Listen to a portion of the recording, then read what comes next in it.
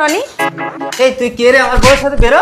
এই তুমি আর বেরো। বাবা বাবা মা মরে যাওয়ার পরে এই বাড়ি পুরো আমার নামে করেছে, আমি এই বাড়ির মালিক। আজ থেকে আমি এর সাথে থাকবো। বেরো।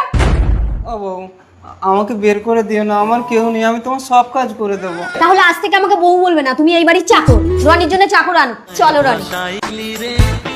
এইটা আমাদের বেডরুম, তুমি এখানে বসো, আমি একটু বাথরুম থেকে আসছি। বউ তুমি বাথরুমে যাবে? আমার বউ? ফুল হয়ে গেছে। না বলছি বাথরুমে জল তুলে দিয়ে এসেছি। ঠিক আছে, ওকে চাটা দিয়ে আসো। বাবু চা দেন। এটা চা হয়েছে? এই কি হচ্ছে, কি হচ্ছে, কি হচ্ছে? আরে চা বানিয়েছি, এক গাদা চিনি দিয়েছি গরম তোর মুখে ছুড়ে।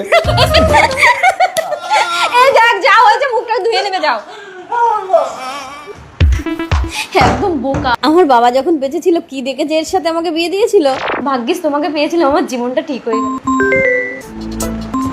তোমার ফোনটা লুকাচ্ছ কেন? দেখি দেখি কে ফোন করেছে ফোনটা। কেউ না। পাপিয়া? হ্যালো রনি, তুমি কোথায়? ঘরে আসবে না?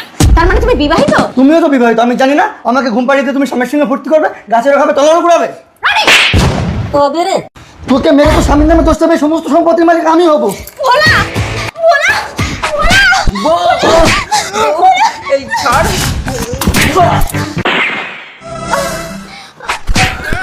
বউ, ও বউ, বউ, এনে ধর তোর বউকে, তুই গুলি করেছিস, আমি পুলিশ ডেকে আনি।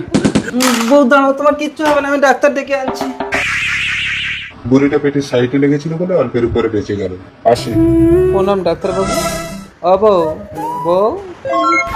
এই ভোলা, চল জেলে, তুই তোর বউকে গুলি করেছিস। না, আমাকে রনি গুলি করেছে। রনি বাবু চলে। তুমি আমার পায়ে হাত দিও না গো। আমি